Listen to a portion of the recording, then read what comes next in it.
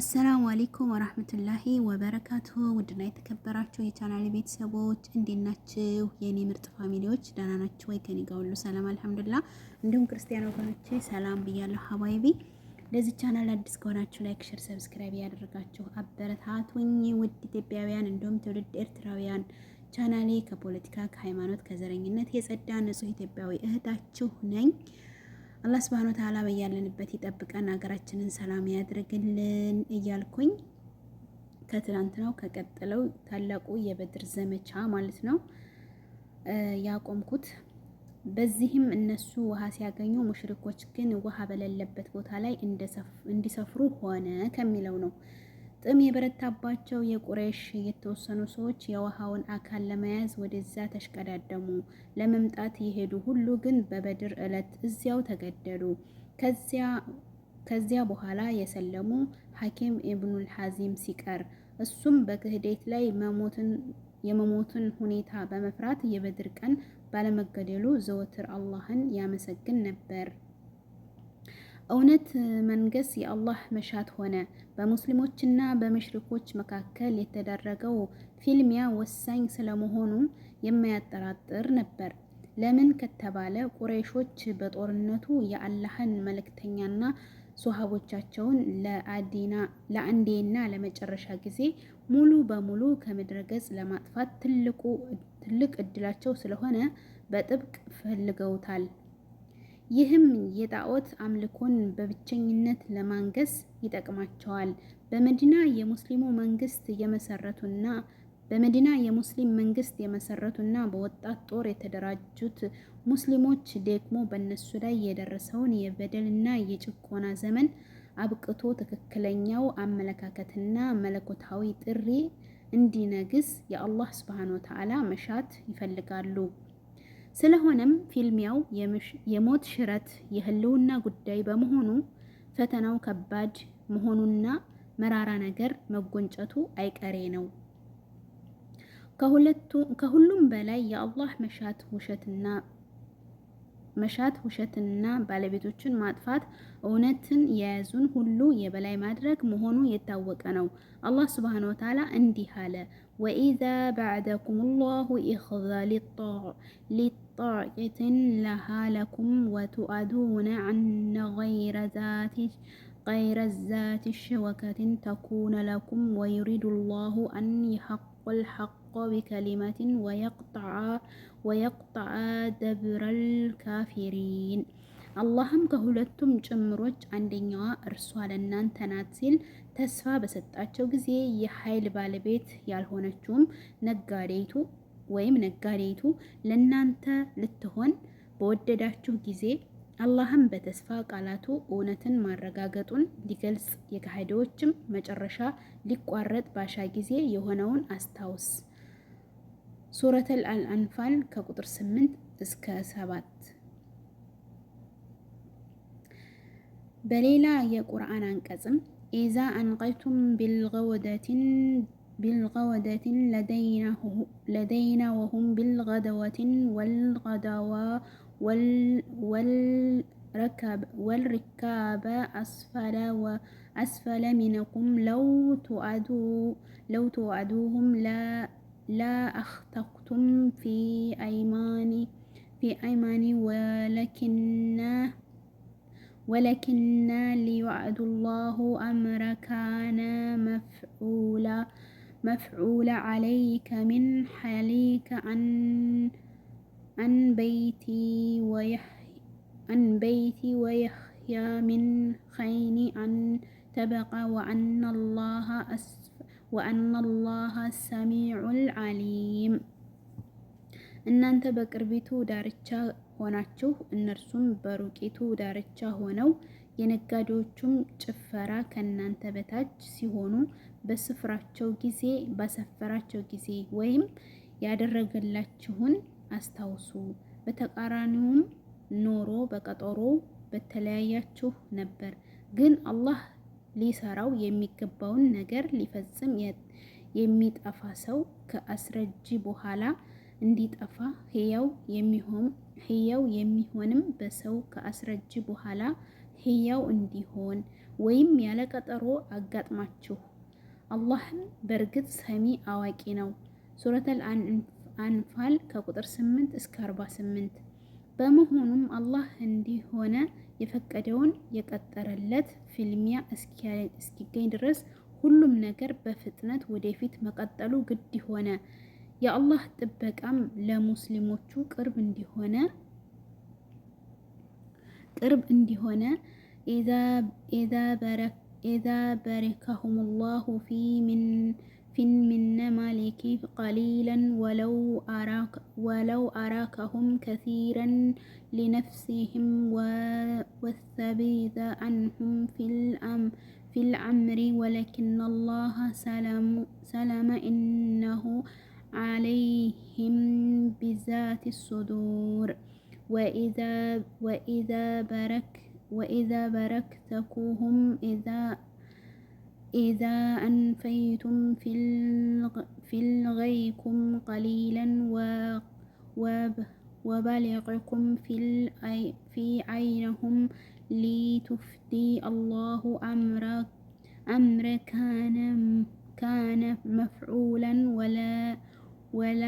ወኢለላሁ ተርጀዑል ኡሙር።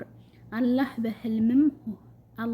በህልምህም እነሱን ጥቂት አድርጎ ባሳየህ ጊዜ ወይም አስታውስ፣ እነሱን ብዙ አድርጎ ባሳየህም ኖሮ በፈራሃቸውና በነገሩ በተጨነቃችሁ ነበር። ግን አላህ አዳናችሁ፣ እርሱ በደረቶቹ ውስጥ ያለን ሁሉ አዋቂ ነውና። አላህም ሊሰራው የሚገባውን ነገር ይፈጽም ዘንድ በተጋጠማችሁ ጊዜ እነርሱን በዓይናችሁ ጥቂት አድርጎ ያሳያችሁና በዓይኖቻችሁም ላይ ያሳንሳችሁን አስታውሱ። ነገሮቹም ሁሉ ወደ አላህ ብቻ ይመለሳሉ። ሱረቱል አንፋል ከቁጥር 8 እስከ 43። ከጦርነቱ በፊት የአላህ መልእክተኛና ሷሃቦቻቸው ሞራል ከፍ አለ። ፊልሚያው ቦታ ላይ ከፍ ያለው አካባቢ ለጦራቸው መረጡ። ለቦታውም አስተማማኝ ጥበቃ አደረጉለት። ከዚያም ተዋጊዎቹን መስመር የማስያዝና የማሰለፍ ስራ ተከናወነ። በጦርነቱ ጊዜ ነገሮቹ ሲደበላለቁ በስህተት አንዱ ሌላኛውን ወንድሙን የመግደል ሁኔታ እንዳይፈጠር አንድ በአንድም እንዲተዋወቁ ተደረገ። ከዚያም የአላህ መልእክተኛ እስከላዛዟቸው ድረስ ጥቃት እንዳይከፍቱ ማሳሰቢያ ተሰጣቸው። ይህም ሙሽሪኮች ወዳልታሰበው የጦር አቅጣጫ ጎትተው እንዳይወስዷቸው ለመጠበቅ ተብሎ የታሰበ ነው። እንዲህም አሏቸው፣ ጠላቶቻቸው ጥቃት ቢከፍቱባችሁ በቀስት መልሷቸው፣ እኔ እስካላዘዝኳችሁ ድረስ ከባድ ጥቃት እንዳትከፍቱ። በዚህ መልኩ የአላህ መልእክተኛ ሰለላሁ ዐለይሂ ወሰለም ለሁሉም ነገር በጎ ተዘጋጁ። እያንዳንዱን ጉዳይም በተገቢው ቦታና ሁኔታ ላይ አስቀመጡ። ለግጭትና ለልዩ የሚሆነው አንድም ነገር ሳያስቀሩ ቦታውን አስያዙ። በራሳቸው በኩል የቻሉትን ሁሉ ካደረጉ በኋላ ጉዳያቸው ሁሉ ለአላህ ሱብሓነሁ ወተዓላ አስረከቡ። የአንድ ለአንድ ፊልሚያ ወሳኟ ሰዓት ደረሰች። ሁለቱ ወገኖች በግልጽ ሜዳ ላይ ተገናኙ፣ ፊት ለፊትም ተፋጠጡ። ሙሽሪኮች በጃሂሉ ጉራቸውና ስሜታቸው ስር ወደቁ። ሁሉም የራሱን ቦታና ደረጃ ማሳየት ይፈልጋል። ጀግንነቱን ማሳየት እጅግ ኃይለኛና መጥፎ ሰው የሆነው አልአስወድ ኢብኑል አብዱል አሰድ አልመኽዙሚ ወጣና ከፍ ባለ ድምፅ ተጣራ። ከሙስሊሞች የውሃ ኩሬ እንደሚጠጣ አልያም እንደሚያፈርሰው ለአላህ ቃል እገባለሁ ወይንም እሞታለሁ አለ። ሙስሊሞች የከለከሉትን የውሃ ኩሬ እያሰበ ከዚያም ቦታውን ለማጥቃት ተንቀሳቀሰ። ነገር ግን ሐምዛ ኢብን አቡ ጣሊብ ወጣና በሰይፍ ከውሃው ሳይደርስ ከጉልበቱ በታች ያለውን እግሩን አበረረለት። ሰውየውም አሁንም መሐላው ለመሙላት ወደ ውሃ ኩሬው ሮጠ። አሁንም ሐምዛ ኩሬው መሃል ደረሰበትና ገደለው። በዚህን ጊዜ የሙሽሪኮች ሐተባህ ኢብኑል ረቢህ ጀግንነቱን ለማሳየት የፈለገውን በወንድሙ ሸህባህና በልጁ ወሊድ መካከል ሆኖ ለአንድ ፊልሚያ ሙባረዛ ተጣራ። ወዲያውኑ ከአንሷር የሆኑ ወጣቶች በጥድፊያ ወጡ። የአላህ መልእክተኛ ግን መለሷቸው።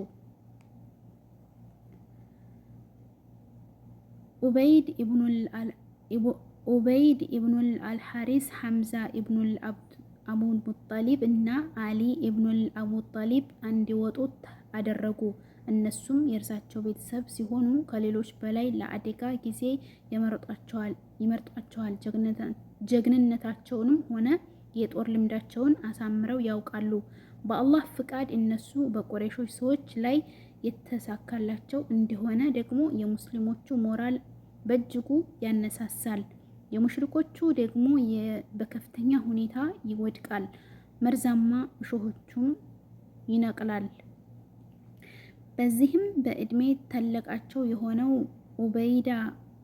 ኡበይዳ ከኡትባህ ጋር፣ ሐምዛ ደግሞ ከሸባህ ጋር፣ አሊ ደግሞ ከወሊድ የኡትባ ልጅ ጋር ለመፋለም ዝግጁ ሆኑ። ሐምዛም ሆነ አሊ ተፋላሚዎቻቸውን ለመጣል ብዙ አልቆዩም። ኡበይድህና ኡትባህ ግን ሁለቱም ከፍተኛ ተቋሰሉ። ወዲያውኑ ግን አሊና ሐምዛ በመረባረብ በሰይፋቸው ኡትባን ጨረሱት። የቆሰሉ ጓደኞቻቸው ኡበይድን በመሸከም ለሕክምና ወደ ሙስሊሞች ካምፕ ወሰዱት። ይህ የጦርነት መክፈቻ ለሙስሊሞች መልካም፣ ለሙሽሪኮች ደግሞ ክፉ ዜና ነበረ። በመሆኑም ሙሽሪኮች እጅጉን ተበሳጩ፣ በንዴትም ጦዙ። ይህንን ክፉ አጀማመር ለማክሰም ይመስላል ከፍተኛ ጥቃት ለመሰንዘር ተንቀሳቀሱ። ነገር ግን ሙስሊሞች በቦታቸው ላይ በመሆን መለሷቸው። የአላህ መልእክተኛ እስኪያዟቸው ድረስ ጥቃት አልጀመሩም። መልእክተኛውም አምላካቸውን መማጸናቸው በዚህ አይነቱ ቀውጢ ሰዓት ላይ የሰው ልጅ ፊቱን ወደ አላህ ሱብሓነሁ ወተዓላ መመለስ ግድ ነው። አላህ ጭንቀቱን እስኪያነሳለት ድረስም ሀሳቦቹን ሁሉ አላህ መጥራት፣ ኢኽላስም ማረጋገጥ፣ ልባቸውንም በከፍተኛ ሁኔታ ለአላህ መተናነስ ይኖርባቸዋል። ስለመሆኑም የአላህ መልእክተኛ